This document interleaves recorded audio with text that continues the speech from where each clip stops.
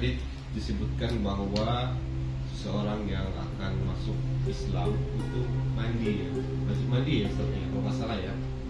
Cuman di beberapa momen di liputan-liputan tertentu di tempat naik ya, itu ada langsung syahadat ya di tempat itu. Apakah langsung, bahkan ada tayangan di pinggir jalan mereka diskusi beberapa menit langsung syahadat, dan ada telah Islam seperti itu. Nah mungkin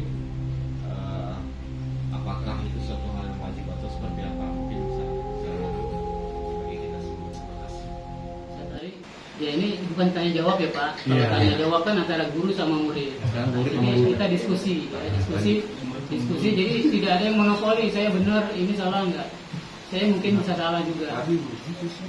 Tapi tadi menanggapi pertanyaannya Pak Muan, ternyata ada orang-orang yang syahadat nggak pakai mandi dulu. Bagaimana ya? Kalikso itu mandi dulu apa enggak? Kelihatannya enggak. Ya, karena dari malam sampai subuh kayaknya enggak mandi dulu. Jadi Bapak sekalian, syahadatnya sih sah, ya syahadat itu sah. Setelah itu baru dia mandi. Mandinya tetap wajib. Iya. Tapi perkara mandinya sebelum atau sesudah syahadat itu lain soal. Yang jelas dia wajib mandi. Kenapa wajib mandi?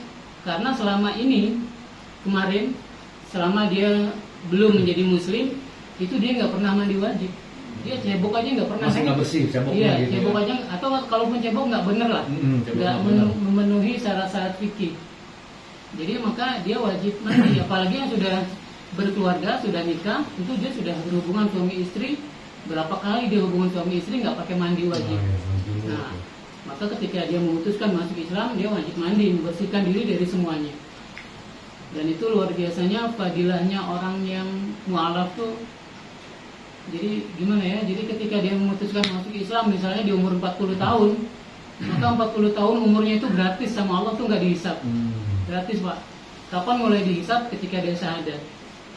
Di umur 40 itulah dia mulai dihitung. Kalau ternyata begitu syahadat besoknya meninggal, masuk surga Pak. Dan itu pernah dialami oleh sahabat. Ada sahabat yang kayak gitu. Jadi sahabat itu baru masuk Islam, nikah, malamnya berhubungan sama istrinya, pagi-pagi ada panggilan jihad, dia berangkat, terus dia syahid. Belum sempat mandi, junub. Nah, tiba-tiba ditemukan jasadnya itu dalam keadaan basah kuyup. Kata Nabi, dia dimandikan oleh bidadari. Jadi syahadat mandi itu tetap wajib hukumnya ya Pak, bagi orang yang masuk Islam sebelum atau sesudah. Sebelum atau sesudah. Idealnya sih sebelum, karena disiapkan dulu. Nah, kenapa kemudian Dr. Zakir dan sebagainya itu kemudian mensyahadatkan orang sebelum mandi dulu? Karena tadi kaitannya dengan umur. Kita kan nggak tahu, kalau nanti kita tunda-tunda, oh kamu mandi aja dulu, nanti begitu mati belum syahadat, siapa yang dosa? Dia yang dosa, yang menunda-nunda itu. Jadi harus dipercepat. Nah, saya kebetulan di Fatmawati pernah membimbing syahadat, itu ada 6 orang. 6 orang datang minta dibimbing syahadat. Enggak saya semua sih, saya bimbing cuma sekali doang. Jadi beberapanya memang orang Cina gitu. Orang Cina kemudian datang minta, nanya, Pak, di sini bisa nggak masuk Islam? Nanya ke saya, kan saya bingung, waduh. Ini kalau saya oper lagi, saya suruh ke sini, saya suruh ke sono, kalau ternyata umurnya nggak nyampe kan saya dosa loh. Jadi sudah, saya tanya sama teman-teman, kita sepakat, ya udah kita bimbing syahadat, kita bikinin surat keterangan. Kita bimbing syahadat, ya tercatat sampai sekarang 6 orang yang masuk Islam di Masjid Fatmawati. Wallahu a'lam Pak, begitu nih Pak. Sama. Cuma saya mau nanya ini aja.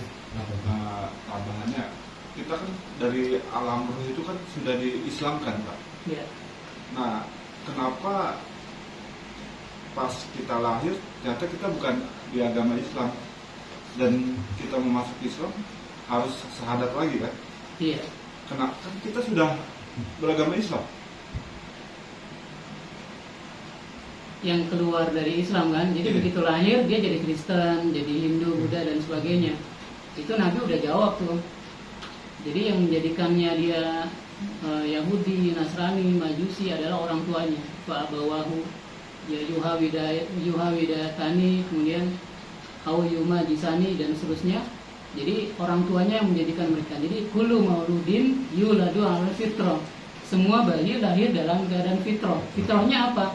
Fitrahnya adalah dia bertauhid. Fitrahnya adalah dia Islam. Tapi kemudian orang tuanya lah yang menjadikan dia Yahudi, Nasrani, Majusi dan sebagainya. Nah, bagi ini artinya mereka sudah keluar dari fitrah nih. Kalau kemudian dia tumbuh dewasa kemudian meyakini agamanya yang bukan Islam itu, maka hitungannya dia kafir. Dan dia wajib kembali ke dalam fitrahnya, masuk Islam lagi. Dan ketika mau masuk Islam lagi itulah wajib syahadat. Cuman memang saya kira kita lahir di tengah-tengah keluarga muslim, orang tua kita Islam, ini nikmat yang luar biasa banget. Belum tentu kita terdorong, termotivasi untuk mencari agama yang betul. Belum tentu kita terdorong untuk mencari Tuhan yang betul. Jadi karena itu terlahir di tengah-tengah keluarga Islam, ini nikmat yang luar biasa banget.